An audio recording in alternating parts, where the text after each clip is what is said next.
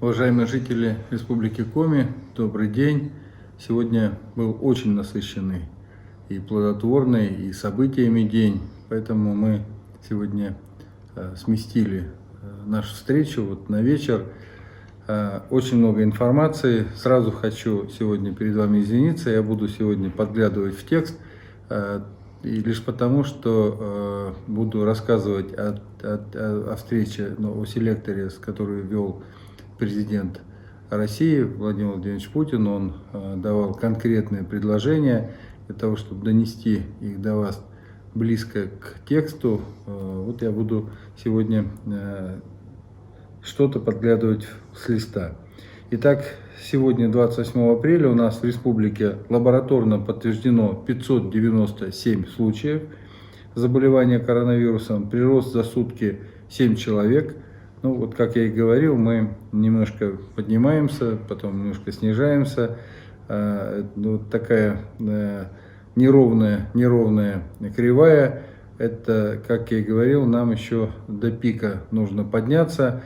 Под медицинским наблюдением находится 4048 человек и выздоровело 59 человек.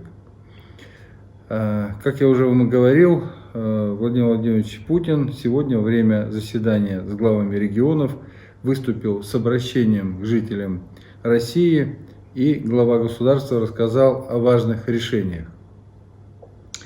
Это продление нерабочих дней до 11 мая, причем при строгом соблюдении правил самоизоляции и профилактических мер. При этом президент по-человечески оговорился, что, конечно, и теплые дни, и майские праздники, очень многие поедут на дачи. И мы с вами об этом говорили, что и вы, уважаемые жители республики, поедете тоже на дачи. И я вам говорил, что это нужно делать с максимальным соблюдением мер безопасности. При этом президент поручил уже на государственном уровне разработать рекомендации, критерии, параметры последовательных шагов поэтапного выхода, начиная с 12 мая, из режима ограничений. Здесь тоже оговорюсь, что президент имел в виду и что он прокомментировал. Он прокомментировал, что следующее, что в стране, в каждом субъекте сегодня заболевание идет совершенно разными темпами. Где-то это уже действительно, как в Москве, выход к пику, где-то в других субъектах это единичные случаи, а соответственно это еще далеко до пика. И, например, так как у нас в республике, мы действительно подходим к пику, и это тоже третья ситуация. Поэтому вот эти критерии, о которых сказал президент, они должны быть индивидуальные для каждого субъекта. Не может быть здесь никакого универсального критерия. Далее, разработка пакета неотложных мер поддержки экономики и граждан. Подготовка масштабного общенационального плана действий по нормализации деловой жизни, по восстановлению занятости, доходов граждан и роста экономики. Президент подчеркнул, что никто не будет оставлен без внимания. Ни человек, который был самозанятый, ни человек, который занимался малым и средним бизнесом, ни крупный руководитель крупного предприятия. Хочу сказать, что в республике эта работа уже ведется, и продолжается выработка предложений и мер по поддержке экономики и населения. Я 2 дня назад, я вам об этом говорил, профильным министрам поручил подготовить такие предложения по каждому направлению, которым они занимаются. Очень важное решение объявил сегодня еще Владимир Владимирович Путин о том, что с сегодняшнего дня, с 28 апреля 2020 года, этот день будет праздником, государственным праздником, и будем чествовать и отмечать работников скорой медицинской помощи. От всей души поздравляю всех сотрудников скорой помощи, врачей, фельдшеров, санитаров, водителей с вашим профессиональным праздником.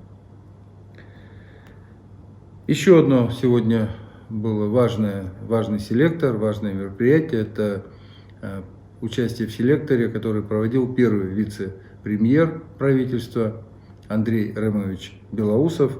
И это был селектор, посвященный только экономическому блоку.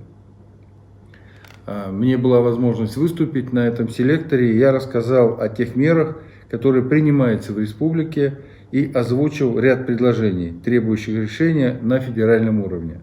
Что это за предложения? В первую очередь, расширить перечень отраслей экономики, наиболее пострадавших в условиях пандемии, включая в него виды деятельности, актуальные для нашей республики. Это и строительство, и строительство жилое, и строительство дорог, это и производство мебели, и то, о чем мы с вами уже говорили, я вам докладывал, в этом перечне я озвучил и растениеводство, и животноводство. Предложил предусмотреть новую меру поддержки предпринимателей, это субсидирование в течение 3 месяцев затрат по арендной плате за пользование коммерческой недвижимостью. Ранее я вам уже рассказывал об аналогичных мерах, принятых в республике в отношении аренды и пользования недвижимостью, находящейся в государственной и муниципальной собственности. И мы такие решения уже приняли.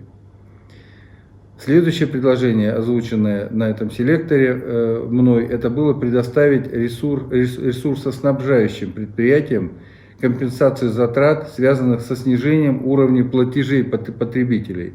Ну, по-русски это услуги ЖКХ, поскольку действительно идет недобор денежных средств, и здесь нужно действительно помочь жилищно-коммунальному хозяйству, операторам с тем, чтобы они, во-первых, не снизили свои обязательства перед поставщиками, а второе, это уже начали готовиться к следующему зимнему сезону. Еще очень важно, это президентом России принято решение о возмещении предпринимателям, наиболее пострадавшим от COVID-19, расходов на оплату труда работников в размере МРОТ. Это 12 130 рублей на одного сотрудника в месяц. В то же время у работодателей в районах Крайнего Севера и приравненных к ним местностям возникают дополнительные расходы, связанные именно с выплатом северных надбавок и районного коэффициента. И источников покрытия данных расходов у субъектов малого и среднего бизнеса они отсутствуют. Поэтому я предложил возмещать таким работодателям расходы на оплату труда в размере МРОТ, увеличенного на северные надбавки и районные коэффициенты. Еще одна важная деталь или еще одна важная тема – это весенний паводок. Природа берет свое, реки вскрываются ото льда и поднимается уровень воды, и ряд населенных пунктов республики на себе это уже почувствовал.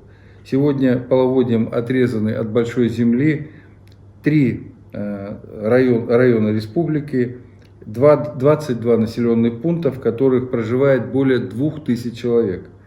На всех отрезанных паводками населенных пунктов, во всех отрезанных паводками населенных пунктов создан необходимый запас медикаментов, предметов первой необходимости, продуктов питания, горюче-смазочных материалов, взамен убранных на период паводков понтонных переправ организовано дежурство спасательных постов, которые помогают и в случае необходимости организовывают доставку экстренных бригад скорой медицинской помощи, полиции и других оперативных служб. По мере наступления тепла паводок будет продвигаться на север республики, и нами учтены все населенные пункты, которые могут быть отрезаны половодьем от большой земли и оказаться в зоне затопления. республика к этому готова. Уважаемые жители республики, на сегодня это вся информация. Не случайно президент сегодня так много уделил времени тому, что не нужно расслабляться. Что как только мы теряем бдительность, как только мы нарушаем в первую очередь режимы самоизоляции, или как только мы начинаем собираться в компании, праздновать, то тут же получаем вспышку заболевания.